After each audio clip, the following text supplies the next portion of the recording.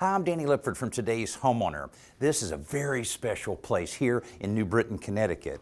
I'm at the home of Stanley Hand Tools, and this is what they call their antique room for obvious reasons. I'm surrounded by fantastic displays of different tools that Stanley has developed over the years, and I'm here to help them celebrate the 170th anniversary of this iconic American company. In addition to the items in the antique room, there is also a lot of other memorabilia stored at this facility. And Alan Martin, the unofficial historian here, is showing me around the place. These are the offices in 1900. One telephone. Did you find it? Nope. Oh, okay. Yeah, the old. Wow. And that includes a storage room they call the vault. Well, here we are, Danny, in a hand tools vault. Oh, geez. This space was once used to house all the items, maybe one of each, for engineering department. They'd come up here and take something, go back to drawing board, try to make it better or modify it in some way. Wow. Today, all of that product is stored electronically on computers and CAD. We maintain the space so we can use it as our historical vault. Man, there's thousands of tools in here. Thousands, absolutely Unreal. thousands. Something like this here, one of the first utility knives. Oh, really? Stanley introduced in 1936. Huh. You can see how it's changed over the years from Yeah, where it it changed a began. little bit. I see the holes in it here, and they're Holes. not much of a difference. Of course, the things you guys have out now fold and twist and Oh, absolutely. everything else. Absolutely. But well, what else is in here? I mean, We I have see rows tons of things. tape rules, push drills, screwdrivers. Other rows have bit braces, levels, you name it. Tool that we made or had, we have it here. Come on up back here, Dan. Just watch your head. Wow, it looks like that's pretty close there.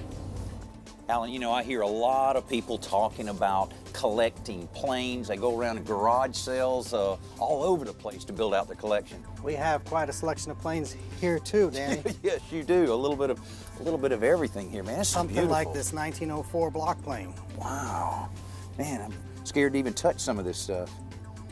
And that's unbelievable. And then a lot of the ones that I see here with the different type of wooden knobs, I think that's kind of cool when you have, I don't know if it's rosewood or whatever, but it's Absolutely. got... Some are rosewood. Is We've that got right? bench planes. We've got scrub planes, block planes, wood bottom planes. Just about one of every one we've ever made. A tool junkie like me could get lost for days in a place like this. But in addition to the tour, Alan also gave me some insight on how the company began. The Stanley Works was started in 1843 by Frederick Stanley as a bolt manufacturing company, mostly hardware items. A few years later, across town in New Britain, his cousin Henry started a company known as Stanley Rule and Level. That became one of the largest tool manufacturers and one of the most respected. In 1920, the two companies merged under the name the Stanley Works, and Stanley Rule and Level became known as a hand tools division.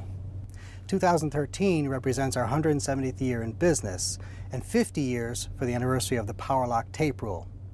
The power lock was made in 1963. It is also the anniversary of this facility. When this facility was built, it was known as the largest toolbox in the world. Every tool that Stanley made was made in this building. Today, the New Britain plant primarily produces tape measure. Yeah, and the product hasn't changed much. I mean, we've made some tweaks to it, but it is a badge of the professional. There's no doubt about it. But its manager, Terry Christensen, told me there's more to the history here than just the facility. One of the more important things is that Stanley Power Lock Rule is celebrating its 50th year. The second piece is that the building has actually been here 50 years. And third, and most importantly, is the employee to my left, Bob Mitchell, is celebrating his 50th anniversary with Stanley. And just like the other tools in the vault, the tape measure has evolved too. So Chris, I guess the whole evolution of power lock really started somewhere up in here. Yeah, that's exactly right, Danny. So really, if you look at the tapes that we have on the top, these are all about push-pull tapes. This is really before the coilable spring brought into play. So really what the end user would do is he'd just pull or push the tape into the casing, right? Man, it's changed a lot. And then as things emerged, so these are really around the 1930s time period. I got you. And as things emerged, the spring was brought into play. And you can see on this tape, you had the release button, and that is an automatic spring. So you saw how the spring works against the blade? Yeah. That's exactly what was going on here. Unreal. The evolution continues as you go down. You start to see the formation of the power lock as you know it today. And really, it hasn't changed much since around 1963 when we patented the power lock locking device, slide lock here.